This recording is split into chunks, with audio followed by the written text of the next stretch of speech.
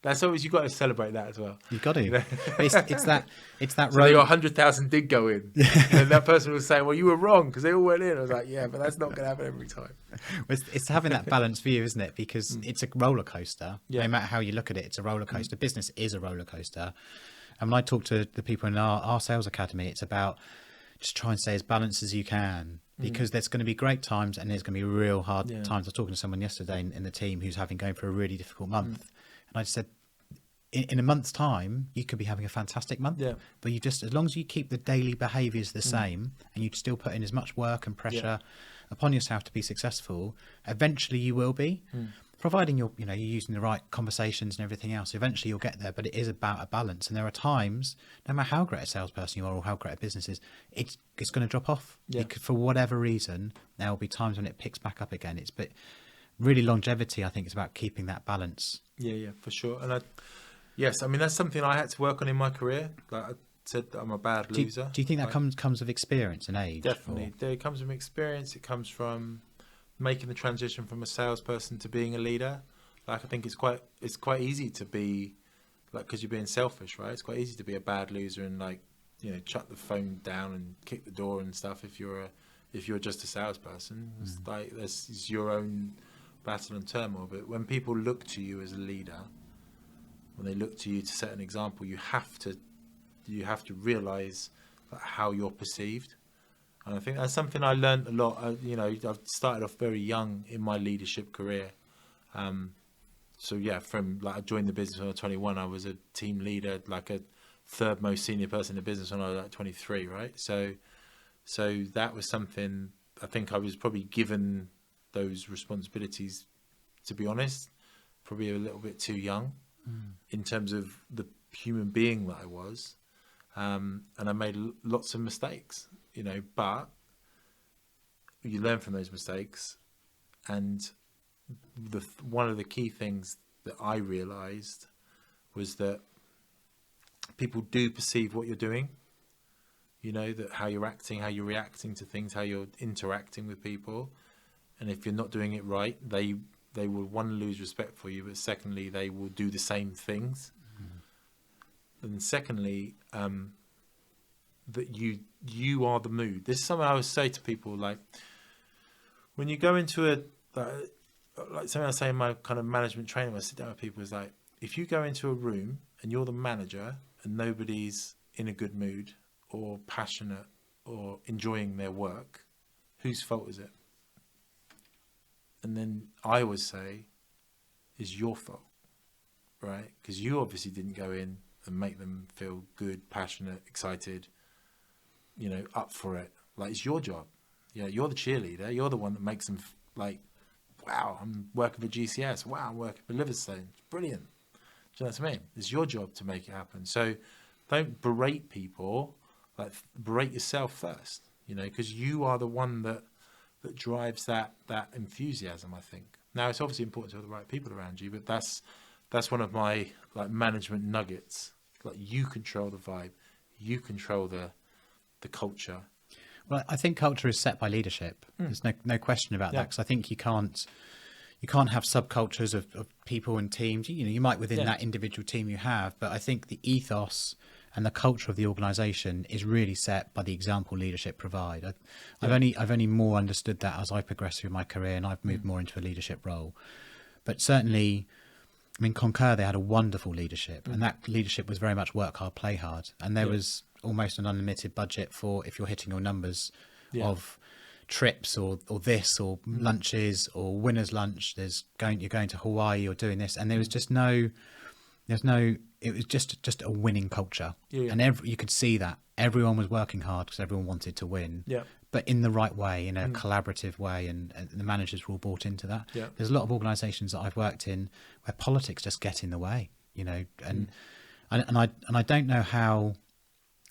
My question for you really is, how do you ensure that doesn't happen? Because quite a lot of businesses, politics get in the way. You can't you can't deliver the culture that you'd like to have. And I was listening to a podcast the other day by, I've forgotten his name now, but the person that set up Timpson. And he said it takes about 5 years to change culture in an organisation.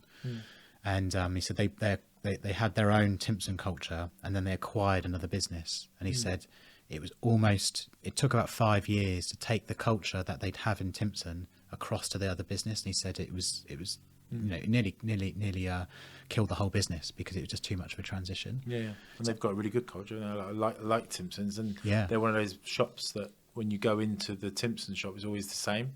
So that's a really strong culture, like the same. If you think about Timpson's, it's got the same colouring, usually got quite similar. I don't know if it's a bad thing at this time of diversity. Same sort of people work there. You know, they're always there's always good customer service and stuff in there. They always seem quite proud about what they do. Yeah. You know, and you kind of feel like that is a really strong culture as well. And there's so many businesses, you know, that don't have that.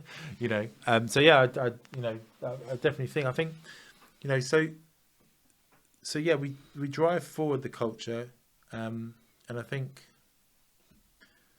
yeah, the politics is a strange thing. I think you will always get it. I don't think it's possible to eradicate it. Not everyone gets on. Everyone's got their own agenda. Things change from a day-to-day basis. You've got to be alert to it. I think in the type of organisation, like you talk about bigger corporates, then you get different sections, different divisions, different types of managers, you know, people with 2 governors, that sort of thing. As you grow, then it becomes less simple. So I guess one of the things is try and keep the strategy simple. Try and keep everyone moving in the right direction, the same direction. Try and get people's agreement that like, this is what we all want to do, right? Okay, because then they're all on the same side, and we're all working towards the same goal. So it all comes back to strategy. It comes back to strategy, and it comes back to simplicity, I think, in this point of view. Like, what is it we want to achieve together? You know, obviously, and then trying to align what people want to what we all want to achieve together. I think I've found it's very useful to keep. I have a management team. They're a great management team. But I try to have meetings where it's all the management team and we're all discussing stuff together. So it's not like people come through me to talk and they don't talk to each other, even though they're in different locations, right? So you develop relationships within the business so that they work together well as well. Politics happens generally, I've found, when people don't work well together. Yeah. Right? And they're pulling against each other and they're not together. And if you get that in your team, that's a bit of a cancer, because then other people treat them differently. And then it's like, well, I can't really say that to so-and-so because that will piss her off, and then that will happen, and et cetera, et cetera, et cetera. So I think that's a key thing, is like trying to keep your team talking, working out if there's problems. There's, you know, animosity for any, you don't know what, they might have had an argument in the pub or something, or, you know, you just don't know what's going on that you can't control. And I think the other thing about politics is you've got to call it out. You've got to say, if it's causing a problem, you've got to say, you, we, us, whatever, we need to sort this out, because it's not good. So you've got to, in that instance, you're really looking at it head on. You've got to. Yeah. I don't think you can shy away from it. And I think so. You know, I've had to make decisions in the past where, like, that comes back to your decision making points. This isn't working. Like, you're not working within the business. I like you. You're a great person, but if for us to move the business forward, we have to make this decision now. And like, I've given you opportunities to kind of work this out, but it's not working. You know, and that's some of the tough decisions you have to make sometimes. But politics is the killer of good business. Yeah. You know, politics. I mean, obviously there's different uses of the word politics, but if it's hindering people's ability to work, hindering people's ability to make decisions, hindering people's passion for the business, then it will mess up your business. And it becomes harder as your business becomes bigger, because there's so many more interaction points of people, and it's so much more difficult to see. Like, so if you and I are working together, right? If this was our office, then we'd know what the politics were. Like, I'd know that you were hacked off of me, right? If we hired a few people, so there was our secretary over there, or, you know, there's a junior salesperson or something like that, then we could see everything all the time. We're all seeing what's going on. You know, we'd know that those two don't get on with each other, or whatever. You right? can see that in the Or old... having an affair. Well, this is it. Yeah. You said that's where I met my yeah. wife, by the way. Met that at work. And me. So yeah. But yeah. So I think, but as your business grows, it's more difficult to see like what's going on, and if you're in different locations and you're not in every single interaction, so you've got to be very alert to it. You've got to know when things aren't right.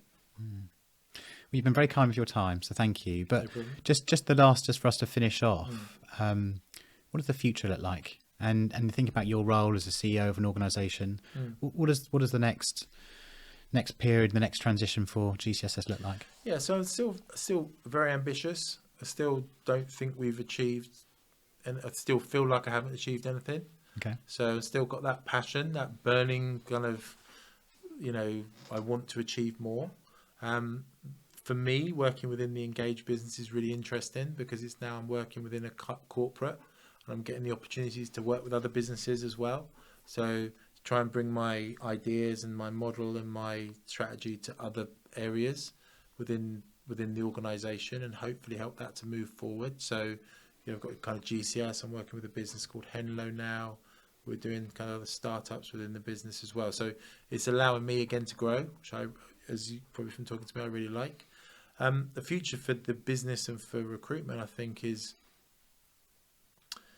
there's a lot of talk about it being automated. There's a lot of talk about this and that, how it's going to change. I think it will change, but I think the human element of recruitment, like you spoke about before, about having someone that really understands you, is so important. You know, so I think what I'm hopeful for our business is that it becomes more efficient, right? So if I, like I said to you, you don't see the work that goes on behind. So if I can make my business more efficient, so that I can deliver those two candidates to you, but they're really good, because efficiently my systems behind me have delivered these two really good people, or four really good people, as opposed to having to go through 100 and speak to all of them. That means that you speak to me on one day, and then the next day I give you those two people. To me, that's how you can kind of deliver better to customers. You still need that human interaction, but I want it to become more clever. You know, and I think that's something that I really want to do within the strategy of my business is make us more clever, so we can deliver better to our customers, and, you know, for me as a businessman, grow quicker. Thank you so much. It's been wonderful. Thank you so much for coming in. I think that's been really insightful, very inspiring. Any final comments when you think about, when you look back upon your career and the journey that you've had, to aspiring CEOs, to aspiring business leaders? Any kind of points that you would say that the main things to focus on? Well, I think, as I said from the start, you've got to love what you do. You know, you're only going to have a 26-year history of the business, or a 26-year career in an industry, if you enjoy it. So if you're not doing something that you enjoy, that gets you out of bed in the morning, that you feel like this is my thing, you know, then change. And when you found that, work as hard as you possibly can at it.